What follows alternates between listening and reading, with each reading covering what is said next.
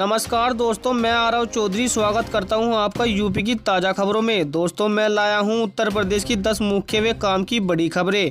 इसी के साथ चलिए दोस्तों नजर डालते हैं आज की ताज़ा खबरों पर। पहली अच्छी खबर है दोस्तों, हर पार्टी के लिए क्यों खास है यूपी।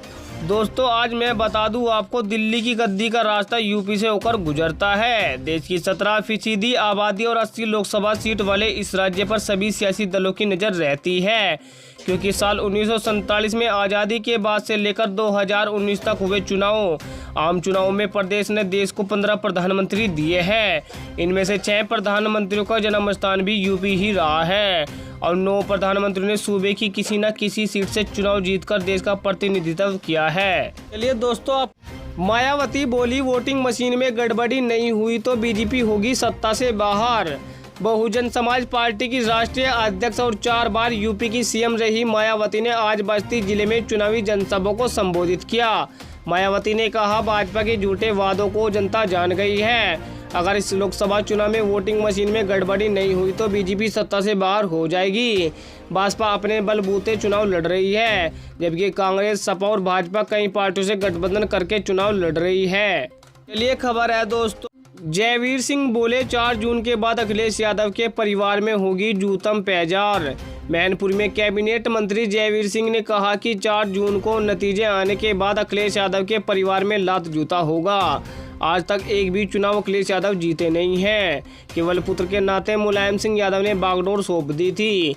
इसके बाद विधानसभा, लोकसभा, जिला पंचायत हो या क्षेत्र पंचायत हो, नगर पंचायत या नगर निगम, हर चुनाव वह हारे हैं। चलिए दोस्तों, से पैदा नहीं होता, ईवीएम के बटन से पैदा होता है।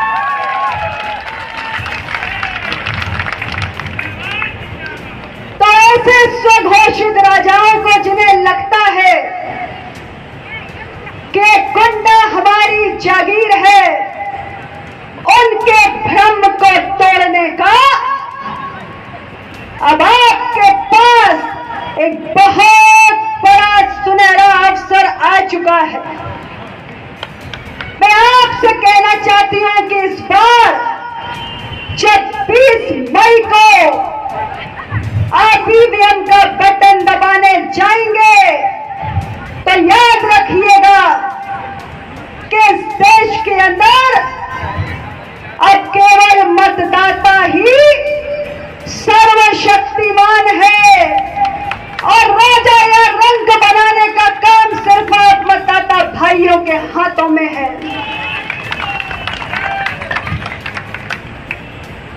मैं आप सब लोगों से कहना चाहती हूँ। चलिए खबर है दोस्तों, कुंडा में अनुप्रिया पटेल ने राजा भैया पर साधा निशाना। केंद्रीय मंत्री अनुप्रिया पटेल ने आज प्रतापगढ़ के कुंडा में रैली की। बिना राजा भैया का नाम लिया अनुप्रिया पटेल ने कहा कि लोकतंत्र में कोई भी राजा रानी के पेट से पैदा नहीं होता है, वह ईवीएम से पैदा होता है। कुंडा किसी की जागीर नहीं है।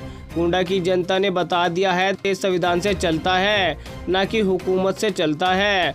आज बीजेपी सरकार में गुंडा माफिया कांप रहे हैं। योगी सरकार में पूरा प्रदेश अपराध मुक्त हो चुका है। ये दोस्तों, यूपी में थम गया प्रचार, शराब की दुकानें 3 दिन बंद। यूपी में 5वें फेज की 14 सीटों पर चुनाव प्रचार आज शाम 6 बजे से थम गया है। इस चरण में मोहनलालगंज, लखनऊ, रायबरेली, अमेठी, जलौन, झांसी, हमीरपुर, बांदा, फतेहपुर, कौशाम्बी, बाराबंकी, फैजाबाद, केसरगंज और गोंडा लोकसभा में वोटिंग होगी।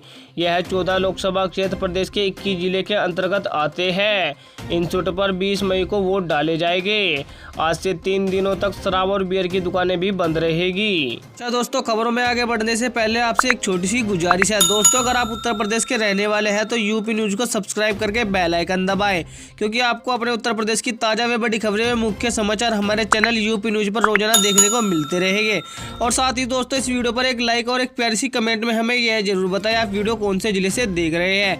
चलिए दोस्तों, आपका टाइम वेस्ट न करते हुए सीधा बढ़ते हैं खबरों में। और आज की अगली बड़ी खबर है दोस्तों, सीएम योगी बोले पाकिस्तान अगले 6 महीने में हमारा होगा। महाराष्ट्र के पालघर में सीएम योगी ने कहा कि जो हमारा दुश्मन है हम उसकी पूजा नहीं करेंगे। अगर कोई हमारे लोगों को मारता है तो हम उनकी पूजा नहीं करेंगे बल्कि उन्हें जवाब देंगे जिसके वे हकदार हैं। आगे कहा कि बीजेपी की सरकार बनने दीजिए, पाकिस्तान अगले 6 महीने में हमारा होगा। हम कांग्रेस और इंडिया गठबंधन की तरह नहीं हैं। अगर कोई भारत की ओर नज़र टेढ़ी करके देखता है तो उसकी नज़रों को ही बाहर निकाल दिया जाता है। दोस्तों, क्या आप सीएम योगी की बात से सहमत हैं? हमें कमेंट में जरूर बताएं। वीडियो को लाइक करें। चलिए दोस्तों, आजम खान के बेटे अब्दुल्ला को हाई कोर्ट से अंतरिम राहत। इलाहाबाद हाई कोर्ट में आजम खान के बेटे अब्दुल्ला के फर्जी पासपोर्ट मामले में सुनवाई हुई। कोर्ट ने अंतरिम आदेश से ट्रायल पर रोक लगा दी है। अगली सुनवाई 10 जुलाई को होगी। रामपुर के विधायक आकाश सक्सेना ने जुलाई 2019 में अब्दुल्ला के खिलाफ मुकदमा दर्ज कराया था।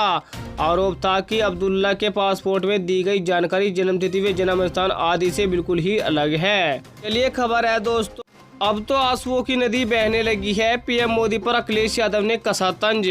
अखिलेश यादव ने अयोध्या में कहा 4 चरणों के वोट पड़े हैं, उसमें बीजेपी चारों खाने चित है। अखिलेश यादव ने पीएम मोदी पर तंज कसते हुए कहा, आपने देखा होगा अब तो आंसुओं की नदी बहने लगी है। इस बार आंसुओं का पानी खतरे के ऊपर बह रहा है।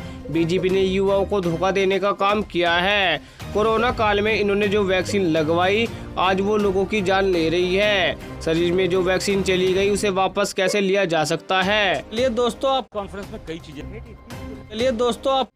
अजय राय बोले, हमारे बच्चे पढ़ लिख कर टोटो चलाएंगे। कांग्रेस के प्रदेश अध्यक्ष और वाराणसी लोकसभा सीट से इंडिया गठबंधन के उम्मीदवार अजय राय ने बीजेपी और पीएम मोदी पर निशाना साधते हुए कहा, सभी कारखाने गुजरात गए, वाराणसी में एक भी कारखाना नहीं लगा, वाराणसी में कुछ भी नहीं हुआ है। हमारे बच्चे पढ़ लिख कर टोटो ई रिक्शा चलाएंगे, रोजगार नहीं करेंगे।